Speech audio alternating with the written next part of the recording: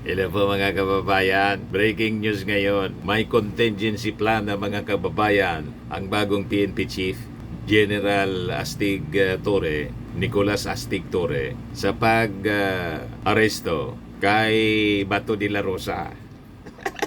Ayan Torre, PNP has plans if ICC issues arrest order for de la Rosa. Yan may contingency plans na daw mga kababayan. Obviously, sabi po ni General Torre, we are also making contingencies na pag may nangyari ngang ganito, anong ating gagawin? Pag may nangyaring ganon ang ating gagawin. Pakinggan natin mga kababayan yung report ng DCMM. Tiniyak naman ni PNP Chief General Torre na handa ang pulisya sakaling maglabas ng arrest warrant ng International Criminal Court para kay Senador Bato de la Rosa.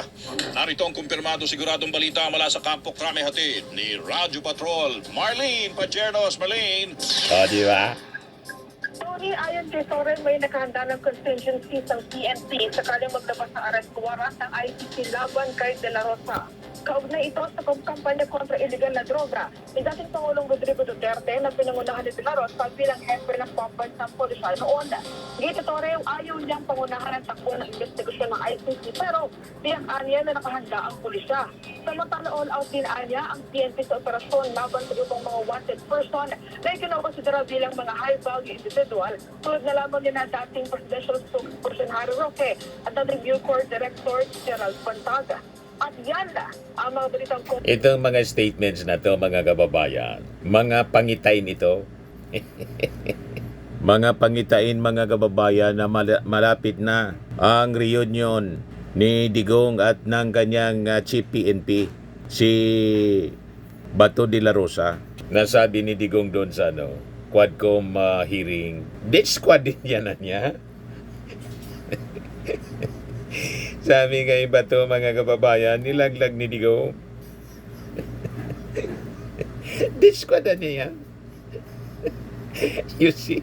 Ito po yung pagtatanong kanina sa press con na ginawa ni General Torre. May warrants of arrest. We all know na yung ICC, apart from former President Duterte, may mga balita na meron silang, mag-i-issue sila ng mga susunod pa. And we all know na one of those na napapabalita is yung former chief ng PNP now, Senator Bato. Just in case na eventually magkaroon ng ganun, how do you plan to go about it? We'll just cross the bridge when we're there. Kasi ang hirap ng pangunahan nun na pag may darating na ganito, may darating na ganun, paano pag wala? Di parang pakahirap naman nun. But we're also making contingency. Pag may nangyaring ang ganito, ano ang ating gagawin? Pag may nangyaring ganun ang ating gagawin. So, hindi nga lang siya talaga proper na parang i-discuss mo na kagad at the moment. Nakita niyo naman siguro. You know what I mean? It's really something that has to be acted upon pag andyan na. Okay? We'll make decisions as it comes. Malamang nandyan na po dahil ang secret mo na yung ICC warrant mga kababayan. Talagang secret man yun.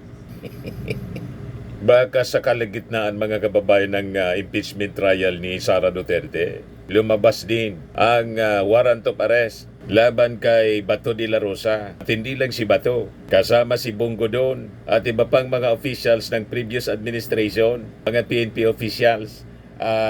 Kasama si Abayalde at napangalanan din mga kababayan si Sara Duterte. Mismong si Amy Marcos po ang nagsabi at maging si Sara Duterte na kasama na siya sa watch list.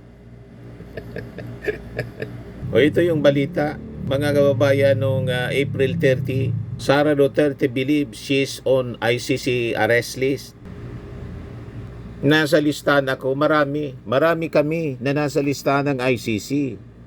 Kaya mga kababayan, yung mga susunod na araw, very exciting. Other than ito po, itong impeachment trial ni Sara Duterte, na ngayon, inaakusa si Senate President Achis Escudero na dinidelay po.